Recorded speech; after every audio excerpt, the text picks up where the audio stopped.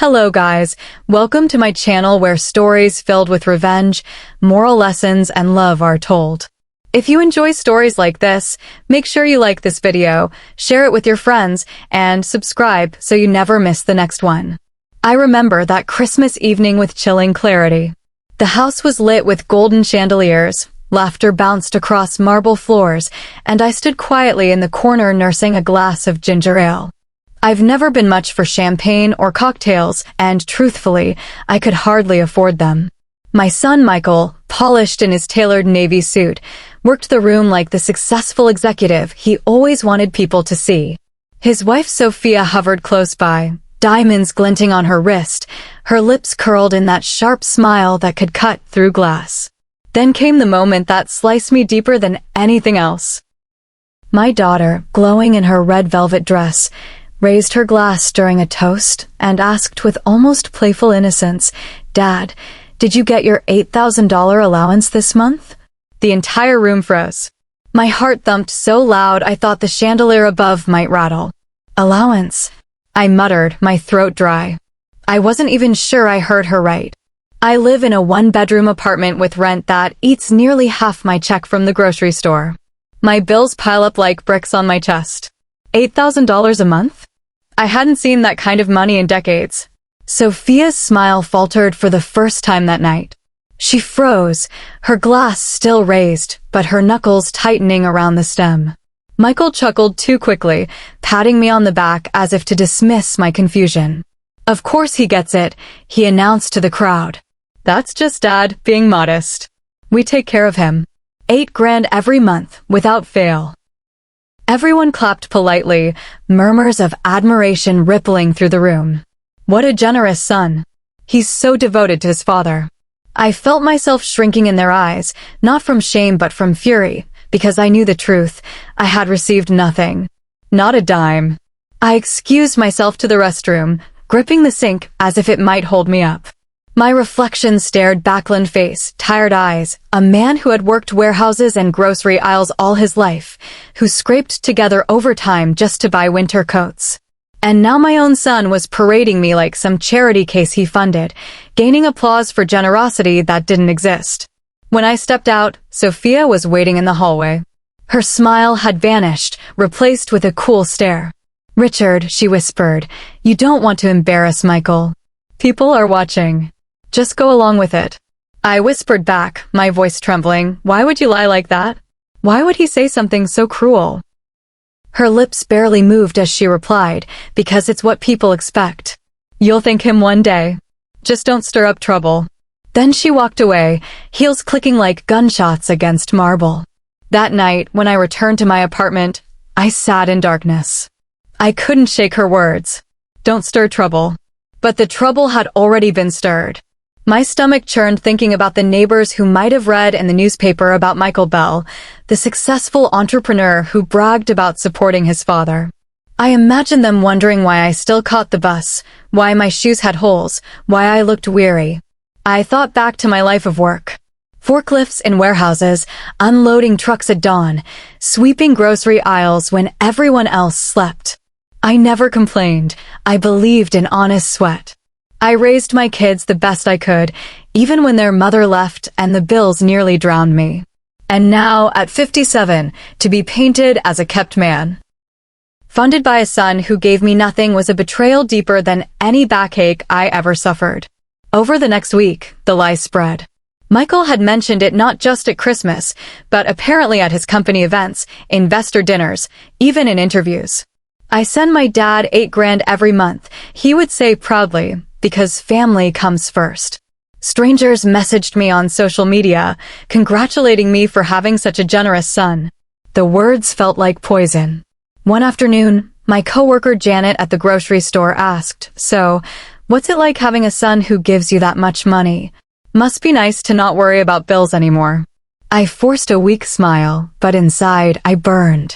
That was the day I decided silence would kill me faster than poverty. If they wanted me invisible, I would make myself visible. But how?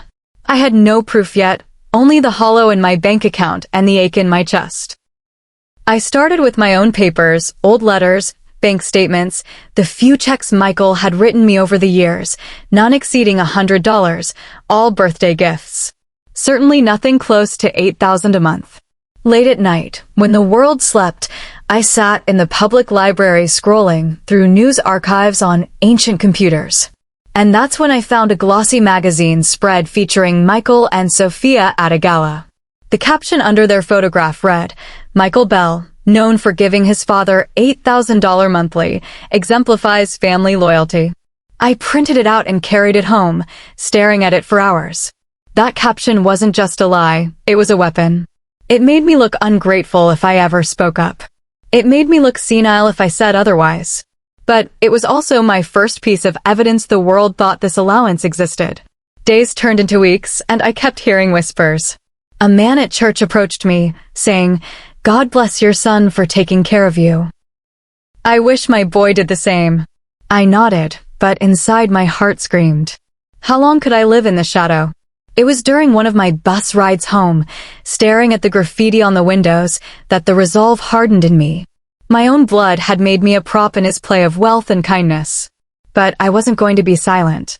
I was going to find out where that money went, and why my son pretended to give it to me. What Sophia thought was intimidation, her frozen smile, her whispered warning, only planted a seed of defiance in me. I wasn't going to let them win with lies. I had been invisible long enough. And so, quietly, I began. Asking small questions. Listening more than I spoke. Watching faces when the allowance was mentioned. Every lie has cracks, and I was determined to find them. The first real crack in the story appeared at the grocery store, where I still pulled long shifts stocking shelves. Janet, my coworker, caught me during a break. She whispered, "Richard, I didn't want to pry, but why are you still working here if your son gives you that kind of money? $8,000 a month, that's more than all of us combined." Her words stung, not because she meant harm, but because she believed the lie. I sighed and told her the truth that I never saw a penny of it. Her eyes widened, then narrowed in disbelief. But he said it publicly. I saw it in the paper. That was when I realized this wasn't just a dinner boast. This was a carefully crafted performance, one that had spread far beyond family walls. I leaned close and told Janet everything, even about Sophia's warning. To my surprise, she didn't laugh or dismiss me. Instead, she squeezed my hand and said, "Then you need to prove it. Don't let them gaslight you. If they're lying, you've got to expose it." That encouragement lit a small flame in me. I wasn't crazy. I wasn't imagining things. Someone believed me. That night, I rummaged through my small box of financial papers again. Old bank statements, check stubs, notices from debt collectors. Nothing showed $8,000 entering my accounts. But then, tucked in between receipts, I noticed something odd, a photocopy of a check that looked like it came from Michael's company. It bore my name, Richard Bell, and the amount $8,000. My heart leapt, but the feeling quickly soured. Because I knew I had never seen that check, never deposited it, never spent that money. The signature looked like mine, but it was wrong. Tilted, shaky, missing the way I always crossed my T. My son had forged my name. I didn't sleep that night. I sat at the kitchen table, the check copy under the lamp, comparing it to my driver's license signature. Rage bubbled in my chest. Why would my son, my own blood, falsify documents in my name? And then the truth hit me like a hammer. He was funneling money somewhere else, pretending it went to me. He gained praise, tax deductions, maybe even investor sympathy, while I looked like the lucky recipient. The next day, I went back to the library. I asked the librarian, a kind woman named Ellen, if she could help me search financial records. She didn't know the full story, but when I told her my son was misusing my name, she nodded knowingly. "You'd be surprised how often families get caught in financial messes," she said. "Let's see what's public." She showed me how to search property records, company filings, and tax liens. It was in the property records that I found something strange. A luxury condo in Sophia's name purchased the same month one of those supposed allowances was dated. The price tag? Roughly the same as a year's worth of those fake $8,000 payments. My stomach twisted. This wasn't generosity, it was laundering. I started quietly sharing what I found with Janet. She was furious on my behalf. "You need someone bigger than us, a lawyer maybe," she said. But lawyers cost money I didn't have. Still, I decided to keep digging. If I could gather enough evidence, maybe someone would take the case. One night after work, as I walked out with a bag of discounted groceries, a man stopped me. His name was Alan, a former accountant who had once worked for Michael's firm. "Richard," he said hesitantly, "I don't know how much you know, but I couldn't stay there anymore. They were running things that didn't feel right. And I kept seeing your name on documents that didn't make sense." I nearly dropped my bag. Here was someone who knew. Someone who could confirm my suspicions. We sat on a bench under the street lamp, and Alan told me he had quit after catching multiple personal expenses disguised as charitable payments to me. Trips, jewelry, even a sports car, all listed under support for Richard Bell. "But we both know you never saw any of that." My throat tightened. "Why are you telling me this?" He shrugged, his eyes heavy. "Because I couldn't keep quiet. And because you deserve to know the truth before it buries you." That night, I cried for the first time in years. Not just from pain, but from gratitude. God had sent me people, Janet, Ellen, now Alan, who could help me stand against the lie. I wasn't alone anymore. I began keeping a secret folder, hidden under loose floorboards in my apartment. Inside went copies of forged checks, property records, Alan's handwritten notes, and printouts from the library. Every piece of evidence felt like a brick in the foundation of my case. Still, fear lingered. What if Michael found out? What if Sophia tried to silence me? Sure enough, one evening, Sophia called me out of the blue. Her voice was sharp, rehearsed. "Richard, I hear you've been asking questions. That's dangerous. You don't want to ruin Michael's career, do you? He's done so much for you." I bit my lip, gripping the phone tight. "Sophia, you've done nothing for me but lie. One day, people will see the truth." There was a long pause, then her cold reply, "Careful, Richard. Old men who dig too deep often find themselves buried." She hung up. Her words chilled me, but they also confirmed what I already knew. She was scared. Scared because I was close. The more I uncovered, the more determined I became. I found a law clinic that offered free consultations. The young lawyer there, Patricia, listened intently as I laid everything on her desk: the forged check copy, Alan's testimony, property records. She leaned back, eyes wide. "Mr. Bell, this isn't just elder financial abuse. This looks like fraud, tax evasion, and forgery. If you're willing, I'll help you take this further." For the first time in years, I felt air in my lungs. Someone professional was on my side.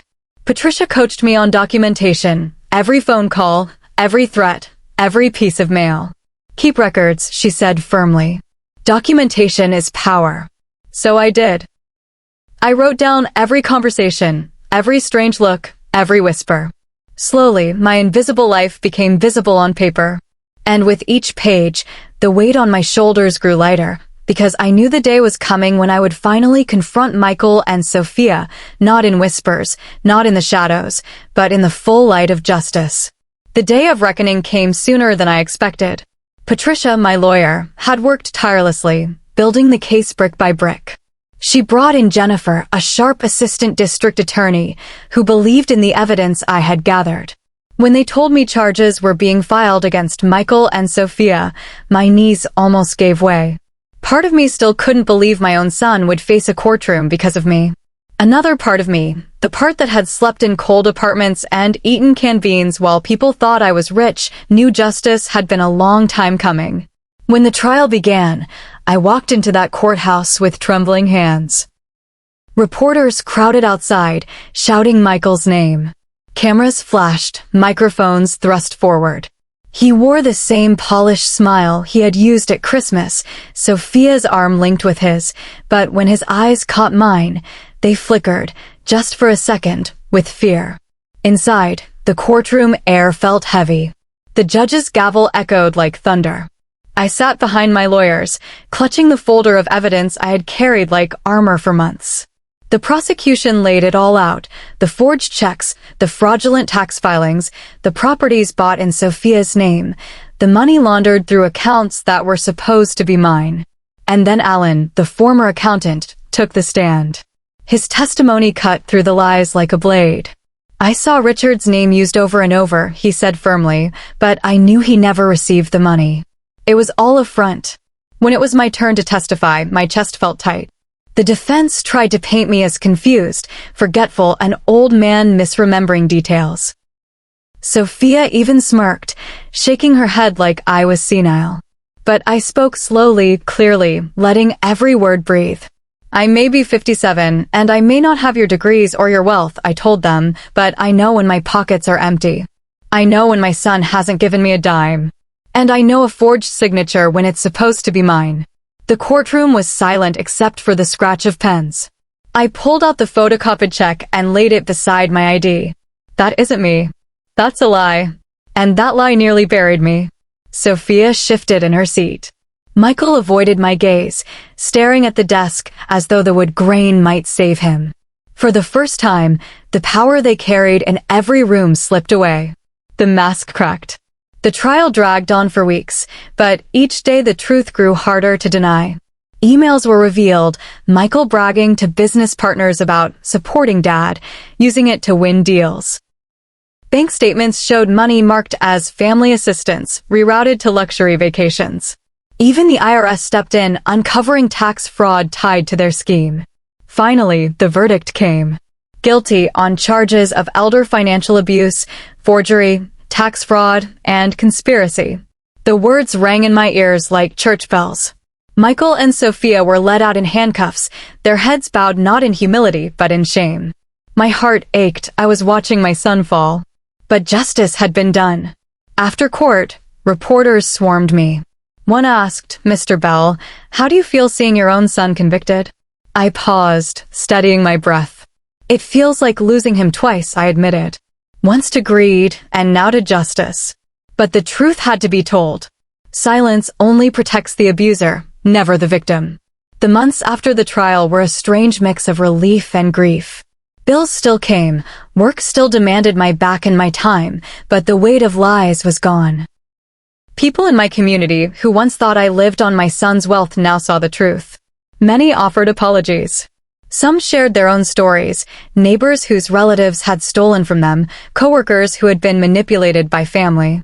I realized I wasn't alone. That realization changed me. I began speaking at local churches and community centers about financial abuse. I told my story, not to seek pity, but to warn and encourage. Keep records, I'd say. Write things down. Don't let anyone make you feel crazy when you know the truth. My words resonated with people, especially older folks who had quietly suffered under similar betrayals. One evening, after a small gathering, a woman approached me in tears. Her daughter had taken her pension checks for years, claiming she was managing them.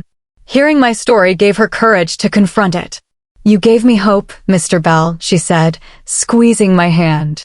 And in that moment, I understood my pain had been turned into purpose. I still wrestle with the memory of Michael as a boy, running in the yard with scraped knees, calling me Dad with that innocent smile.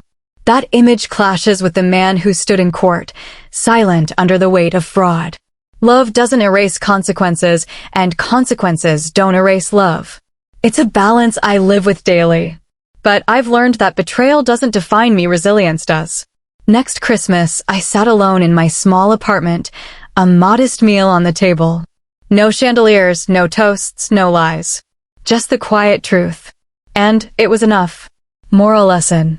If you've stayed with me through this story, I want you to take this lesson to heart. Family betrayal can cut deeper than any enemy's blade, but silence only sharpens it. Don't let lies and manipulation bury you in shame. If something feels wrong, write it down. Document everything: emails, checks, conversations. Evidence can turn whispers into justice. I learned the hardest way that love and trust can be twisted into weapons. But I also learned that courage, community, and persistence can break those chains. Allies may come from unexpected places: a coworker, a librarian, even a stranger who sees the truth. Hold on to them. Let their strength add to yours. Justice is rarely quick, but it is possible. And when it comes, it doesn't just free you, it lights a path for others still trapped in the dark. Today, I speak not just for myself, but for anyone who has been silenced by family lies. So if you're watching this, remember, your voice matters, your truth matters, and no lie can bury you forever. Please like this video, share it with your friends, subscribe to the channel, and drop a comment on what you've learned. Your perspective might just give someone else the courage to speak.